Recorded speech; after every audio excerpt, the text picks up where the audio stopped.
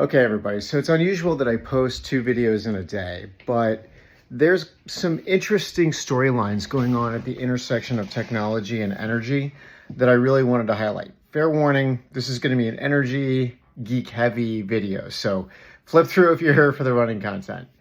A couple of really interesting articles that I read over the weekend that have had me thinking all week. Greg Ip and Christopher Mims both wrote for the Wall Street Journal about a trend that I find really interesting.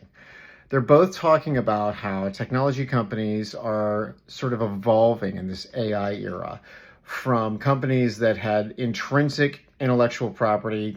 Facebook had its followers and TikTok has its views, etc., to companies that are heavier on infrastructure. We all know about the data centers being built, the resulting power elements that needed. Now, Ip's column talks a lot about how they are making this massive financial bet on artificial intelligence, and that's okay. And in fact, it's quite frankly, if you look at some of the economic data, it is holding the economy up, all of this spending on AI. Not too much unlike the Taylor Swift effect last year. If you'll remember, last year Taylor's tour literally kept some countries out of recession. In the same fashion, all of the spending, hundreds of billions of dollars by many of the biggest players in tech, is what's keeping us from a bigger recession. Now, both of them talk about how this is affecting free cash flow, but it's essentially been blessed by Wall Street right now because they see the vision.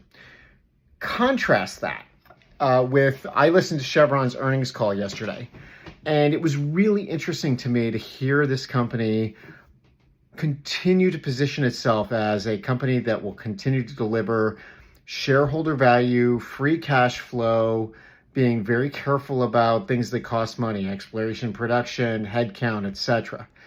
And it's going to be very interesting to me in the years to come. A couple of things. Number one, what kind of long-term appetite does Wall Street have for this AI spending? At what point are they going to say, where's the beef, essentially? And secondly, the role of oil and gas companies traditionally, especially as these tech companies increasingly power AI using clean energy. What role can they play in the short and long term?